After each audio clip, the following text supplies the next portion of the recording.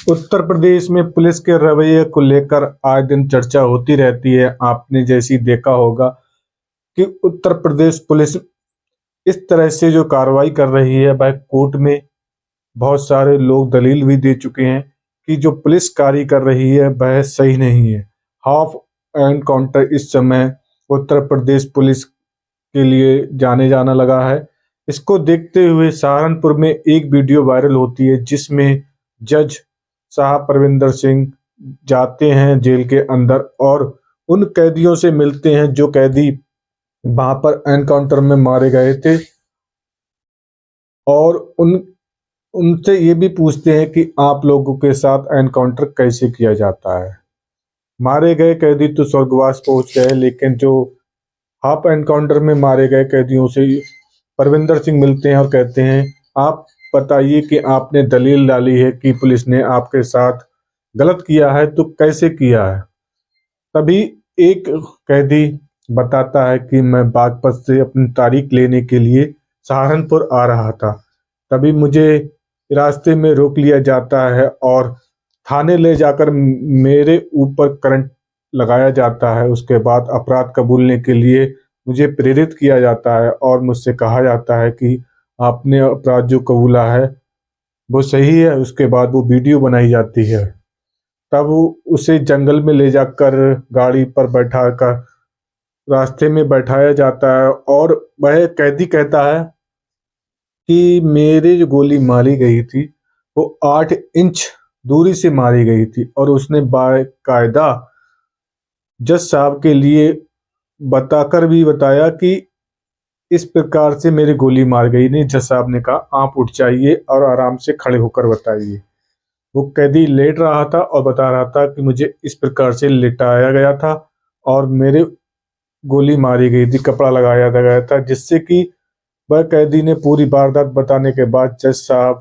वहां खड़े रहते हैं और कैदी से पूछते हैं कि आपको इस तरह से गोली मारी गई,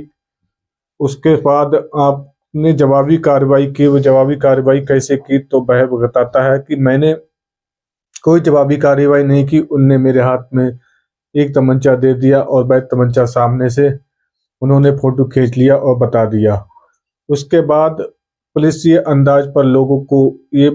भरोसा उठने लगा है कि वास्तव में जो कार्रवाई पुलिस कर रही है वह फर्जी है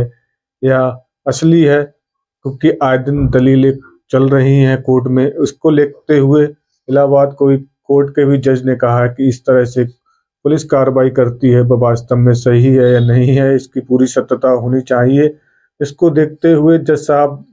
जब जेल में जाते हैं सभी कैदियों से बारी बारी से मिलते हैं, लेकिन एक वीडियो जब वायरल हो जाती है वह यूपी पुलिस पर सवाल खड़े करने लगती है कि इस तरह से कार्रवाई अगर होगी तो सजा का प्रावधान यूपी पुलिस करने लगी तो कोर्ट की क्या जरूरत है। बहुत सारी दलीलें वायरल होती हैं। उसके बाद ये पुलिस के लिए प्रश्न चिन्ह उठता है कि वास्तव में इस तरह की कार्रवाई पुलिस को नहीं करनी चाहिए, क्योंकि पुलिस तभी कर सकती है जब दोनों तरफ से फायरिंग होती है, लेकिन इस तरह के कानून को पुलिस में लेने का अधिकार नहीं है। लेकिन इसके बाद जो प्रदेश के मुखिया होते हैं योगी आदित्यनाथ जी कहते हैं कि पुलिस जो है किस लिए खड़ी है, पुलिस गोली खाने के लिए नहीं खड़ी है, पुलिस गोली मारने के लिए खड़ी है।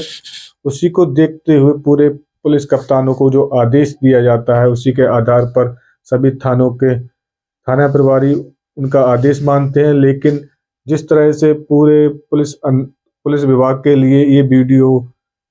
चिंता का विषय बन गई है, लेकिन पुलिस विभाग के कोई अधिकारी और कर्मचारी ने कोई जवाब नहीं दिया इस वीडियो के बारे में।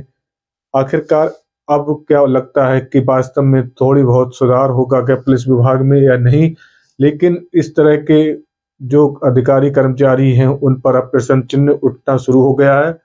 और इस रवैये को देखते हुए बहुत सारे लोग अब दलील भी दायर करेंगे कोर्ट में कि हमारे साथ अन्याय होता है। क्योंकि कुछ लोग कहीं ना कहीं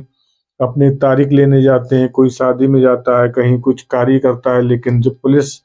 अपने पूरे मनमाने तरीके से अगर कार्य करेगी तो लोगों पर पुलिस का भरोसा उठता चला जाएगा, और कहीं ना कहीं लोगों को ये भी डर रहेगा अगर कहीं हमारे साथ भी ऐसा होता है तो पुलिस हमारे लिए भी